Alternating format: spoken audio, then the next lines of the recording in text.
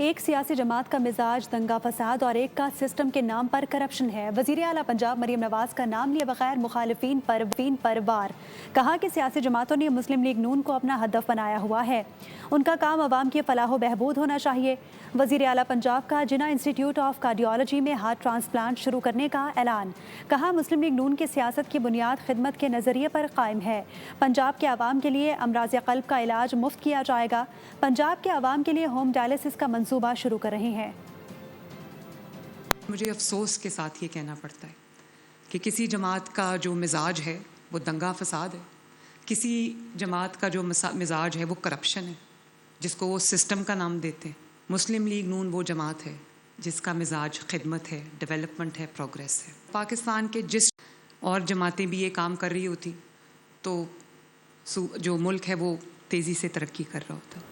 میر رضا قتل کیس میں کاروباری پارٹنرز بھی تحقیقات کے دائرے میں آ گئے۔ تفتیشی ذرائع نے کیس میں کاروباری پارٹنرز اور اس کے بھائی سے اہم معلومات ملنے کا امکان ظاہر کر دیا ہے۔ ادھر مقتول کا پہلا پوسٹ مارٹم کرنے والے میڈیکو لیگل افسر کا موبائل فون تحویل میں لے لیا گیا۔ پولیس سرجن سے بھی تفصیلات پوچھی گئی ہیں۔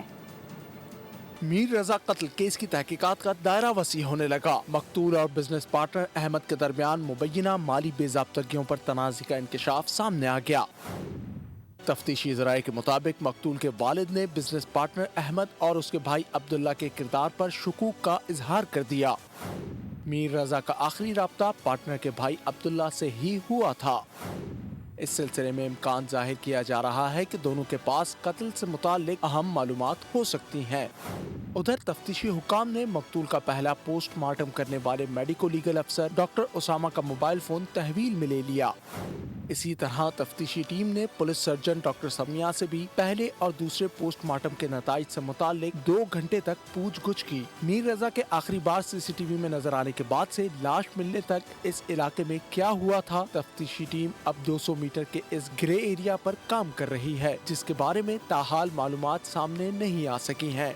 کراچی کی الفلاح سوسائٹی بلاک سی میں خاتون کے ساتھ نازیبا حرکات کی CCTV فوٹیج سامنے آ گئی ہے۔ موٹر سائیکل سوار شخص نے گلی میں خاتون کو اکیلے دیکھ کر بائک واپس گھمائی۔ CCTV کیمرے میں موٹر سائیکل سوار کا چہرہ بھی واضح طور پر دیکھا جا سکتا ہے۔ CCTV فوٹیج اور تصاویر پولیس حکام کو فراہم کر دی گئی ہیں۔ حیدرآباد میں قاسم آباد کے علاقے شیدی گوٹ روڈ پر مختلف مقامات پر پراسرار انتہائی زوردار دھماکے کی آواز سنائی دی اور لوگ خوفزدہ ہو کر گھروں سے باہر نکل آئے۔ پولیس کے مطابق کچھ راہگیر زخمی بھی ہوئے اور کئی مقامات سے سڑک بھی اکھڑ گئی۔ ضلعی پولیس اور CTD کی ٹیمیں جائے وقوع پر پہنچ گئی۔ بم ڈسپوزل یونٹ کو طلب کر لیا گیا، تاہم پولیس کا کہنا ہے دھماکے کے مقامات پر زیر زمین سیوریج لائن اور گیس لائن بھی گزر رہی ہے، لیکن کوئی بو محسوس نہیں کی گئی۔ کراچی کے ناردرن بائی پاس کے قریب پاکستان کسٹمز کی گاڑی حادثے کا شکار ہو گئی۔ گاڑی سڑک پر الٹنے سے 2 کسٹمز ملازمین سمیت 3 افراد شدید زخمی ہو گئے، جنہیں فوری طور پر اسپتال منتقل کر دیا گیا ہے۔ ذرائع کے مطابق زخمیوں میں ایک کی حالت تشویشناک ہے۔ ادھر لاہور کے علاقے باغبان پورہ میں فائرنگ کا واقعہ پیش آیا۔ عدنان بشیر نامی شہری جاں بحق ہو گیا۔ لواحقین نے رفیق کباڑیے کے بیٹوں پر قتل کا الزام عائد کیا ہے۔ ادھر فیصل آباد میں نڑوالا بائی پاس روڈ پر کار نے موٹر سائیکل کو ٹکر مار دی۔ واقعے میں موٹر سائیکل سوار شخص جاں بحق جبکہ 2 کار سوار زخمی ہو گئے۔ فیصل آباد میں ہی ستیانہ روڈ پر 14 سالہ بچے کا ہاتھ جنگلے میں پھنس گیا۔ ریسکیو ٹیم نے فوری کارروائی کر کے بچے کا ہاتھ جنگلے سے نکال لیا۔ سندھ میں ریبیز نے ایک اور انسان سے جینے کا حق چھین لیا ہے۔ 11 سالہ ابو بکر بھی جان کی بازی ہار گیا۔ میرپور خاص کا رہائشی 2 ماہ قبل کتے کے کاٹنے کا شکار ہوا تھا۔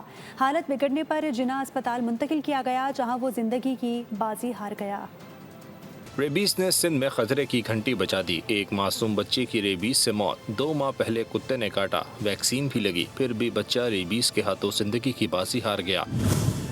سندھ میں ریبیز کا ایک اور شکار، 11 سالہ ابو بکر بھی دم توڑ گیا۔ میرپور خاص کا رہائشی ابو بکر 2 ماہ قبل کتے کے کاٹنے کا شکار ہوا۔ والد کے مطابق بچے کو اینٹی ریبیز ویکسین بھی لگوائی گئی، مگر اس کے باوجود جناح اسپتال میں زندگی کی جنگ ہار گیا۔ ریبیز قابل روک تھام بیماری ہے، مگر سندھ میں یہ شہریوں کے لیے موت کا پروانہ بنتی جا رہی ہے۔ رواں سال سندھ میں ریبیز سے مرنے والوں کی تعداد 22 ہو گئی۔ انڈس اسپتال کراچی میں 13، جناح اسپتال میں 8 اور انڈس اسپتال بدین میں 1 اموات رپورٹ ہوئی۔ ایک معصوم بچے کی ریبیز ریبیز سے موت اور اس کے بعد اٹھنے والے سوالات، کیا کتے کے کاٹنے کے واقعات کی روک تھام کے لیے مؤثر اقدامات کیے جا رہے ہیں اور کیا متاثرہ افراد کو بر وقت پر مکمل طبی سہولیات میسر ہیں؟ ابو بکر کی موت ان سوالات کے جواب کی متقاضی ہے۔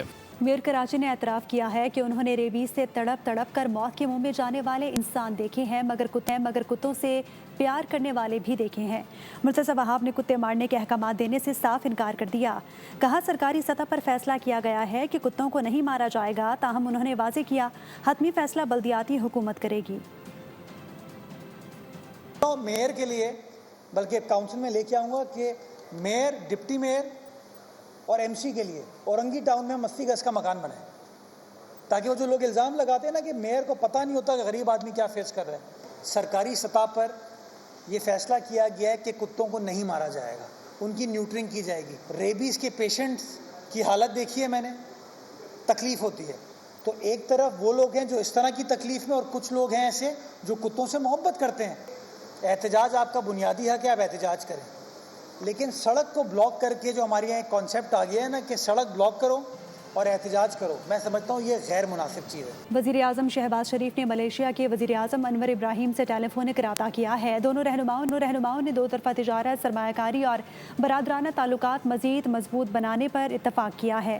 وزیر اعظم انور ابراہیم نے خطے میں امن کے لیے پاکستان، بالخصوص وزیر اعظم شہباز شریف اور فیلڈ مارشل سید عاصم منیر کی قیادت کو سراہا۔ دونوں وزرائے اعظم نے مشرق وسطیٰ میں پائیدار امن کی مشترکہ کوششوں پر بھی اتفاق کیا۔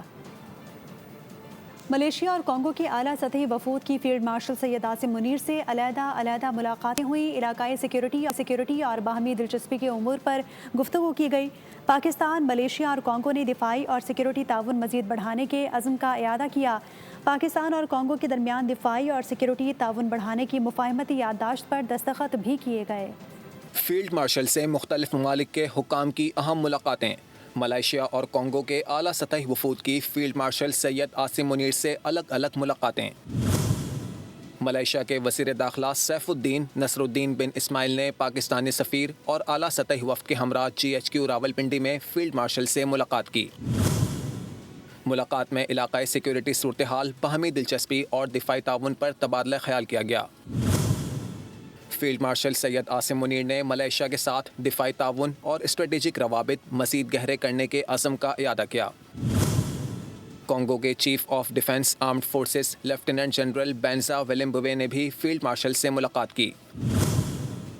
دونوں ممالک کے درمیان دفاعی اور سیکیورٹی تعاون بڑھانے کے لیے مفاہمتی یادداشت پر دستخط بھی کیے گئے۔ کانگو کے chief of defence armed forces نے پاک فوج کی پیشہ ورانہ صلاحیتوں اور پاکستان کی دفاعی خود انحصاری میں پیش رفت کو سراہا۔